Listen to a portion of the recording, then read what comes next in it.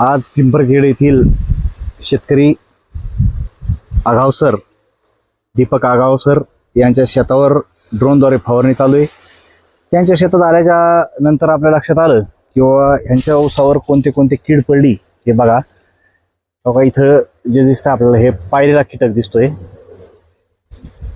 बघा हे पायरीला आहे आणि पुन्हा तसंच बारीक बारीक आणखीन पुन्हा दुसरे पण हे पण किडे येत आहे बघा. हे पुन्हा आणखीन लहान अवस्थेत असणारे हे येतं. हे पण येतं. असंच पुन्हा आणखीन इकडच्या बाजूला पण बघितल्यानंतर आपल्या लक्षात येईल की हो इथं पण येतं. हो हे तर हे असे रस शोषक किडे हे त्यांच्या एआयच्या प्लॉटवर झालेले आहेत. पुन्हा काय भरपूर खर्च केलेला आहे आणि थोड्यासाठी जर ह्या असे जर किडे जर पडत असतील पाखोळ्या पडत असत्यान तर एआय प्लॉटचं नुकसान होऊ शकतंय. एकदम अतिशय सुंदर आलेला असा प्लॉट एआय टेक्नॉलॉजीवर आधारित. तुम्हाला मी थोडासा ऊस पण दाखवून देतो त्यांचा आतमध्ये जाऊन कसा आहे तर हो का.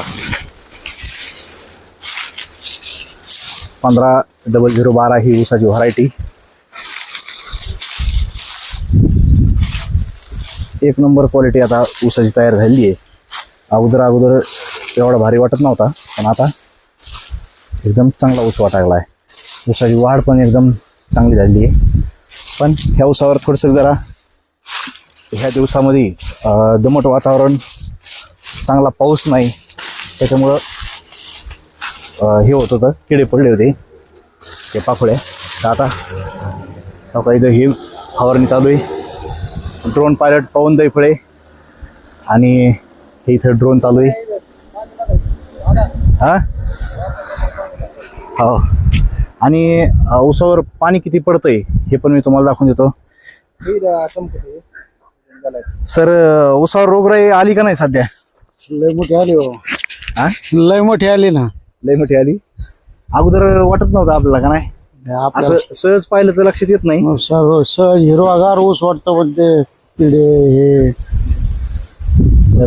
सर तर मी तुम्हाला आत्ताच ऊस दाखवून दिलेला आहे. एकदम एक नंबर आलेला ऊस आहे आणि ह्याच्यावर तुम्हाला मी पुन्हा एकदा किडे पण दाखवून देतो. पण त्याच्या अगोदर तुम्हाला मी ड्रोनने फवारणी केल्यानंतर पाणी कसं पडतंय हे मी तुम्हाला अगोदर दाखवून देतो.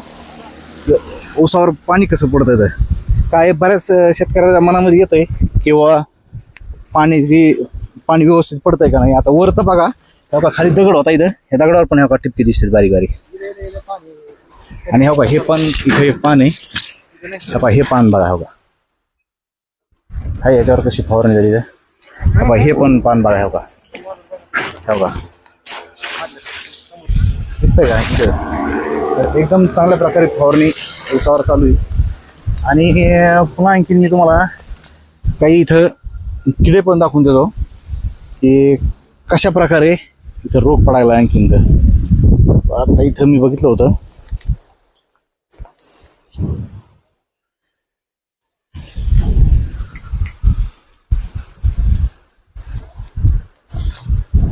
हे काही इथं फवारणी पण बघा कशी झालेली आहे. आता ह्याच्यावर पाणी चमकत बघा. हा कोणतं हे हे हे हे आता ह्याच्यावर चांगलं दिसतंय पाणी बघा कसं पडलं तर. अशा प्रकारे एकदम बेस्ट अशी फवारणी होती. आणि आपण फवारणी करीत असताना अशा औषधं वापरत असतो तर इथं पण दिसतंय बघा. आपण औषधं वापरत असतो तर की त्याच्यामुळं पाणी बघा कसं पडलं तर औषधं आपण असे वापरत असतो की त्याच्यामुळं एक तर सगळ्या ऊसामध्ये आपला गॅस तयार होईल आणि गॅस तयार होऊन हे पूर्ण जे आपले मिलीबग असन किडे असते पाखोळ्या असते हे सगळे मरून जाते ना. अशा हिशोबाने आपण ह्याच्यावर औषधं आपण वापरत असतो. तर त्याच्यामध्ये आपण औषध आता घेतलेलं आहे. मी तुम्हाला सगळे दाखवून देतो एकदा औषधं कोणते कोणते घेतले. तर हे आपण स्विसकेअर नावाचं एक औषध घेतलेलं आहे 505. ह्याच्यामध्ये क्लोरोपायरिफॉस आणि सायपरमेथ्रिन हे 2 घटक आहेत ह्याच्यामध्ये. ह्याचा असा फायदा होणार आहे आपल्याला की ह्याच्यामुळं गॅस पण तयार होणार आहे आणि जरी आळीच्या अंगावर पडलं किड्याच्या अंगावर पडलं तरी पण मारणार आहे आणि गॅसने पण मारणार आहे. त्याच्यासोबतच आपण पुन्हा एक नॅनो युरिया पण घेतलेला आहे त्याच्यासोबत. बघा ही नॅनो युरियाची बाटली हे घेतलेलं आहे आणि ह्याच्यासोबत पुन्हा एक मायक्रोन्यूट्रन पण आपण घेतलेलं आहे.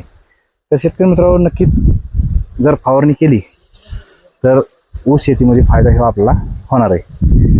तर शेतकरी मित्रांनो गावकरी आपला शेतकरी मित्र म्हणून माझं हे यूट्यूब चॅनल आहे. फेसबुकला दत्ता प्रे ह्या नावाचं पेज आहे आणि कोणाला जर फवारणी करायची असेल तर त्यांनी नक्की संपर्क साधा. तालुका घनसावंगी इथलच्या फक्त शेतकऱ्यांनी संपर्क साधा. माझा मोबाईल नंबर आहे 9146459999. मित्रांनो बऱ्याच वेळेस तुम्हाला असा प्रश्न पडला असेल की घनसावंगी तालुक्यातील शेतकऱ्याला का सांगतो आहे. बाकीचे जर समजा एखाद्या 50 किलोमीटर 60 किलोमीटरच्या शेतकऱ्यांनी जर तुम्हाला जर विचारलं तर तुम्ही का जात नाहीत, हे असा प्रश्न तुमच्या मनामध्ये पडू शकतोय. तर त्याचं कारण आहे की आमच्याकडे जी ही गाडी आहे ह्या गाडीमध्ये भरपूर असं सामान असतंय आणि सामान असल्याबरोबर ही जी आमची गाडी ही चार्जिंगची गाडी आहे. ही जास्तीत जास्त एक 50-60 किलोमीटर जाणं येणं करू शकते. म्हणजे आम्हाला इकडं तिकडं जर शेतात जाणं हे ते एक 30 किलोमीटरच्या जर आसपास असेल तर आम्हाला तिथपर्यंत यायला पुरतंय. त्याच्यापेक्षा लांब म्हणलं की मग चार्जिंगचा प्रॉब्लेम येतोय.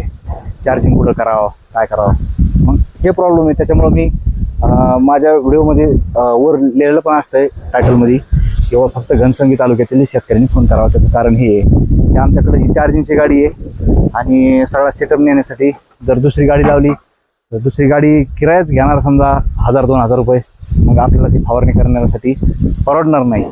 म्हणून मी सांगत असतो किंवा फक्त घनसावंगी तालुक्यातील शेतकऱ्यांनी आम्हाला फोन करा. त्याच्या पलीकडच्या शेतकऱ्यांनी जर फोन केला तर आम्ही त्यांच्यापर्यंत पोहोचू शकत नाही.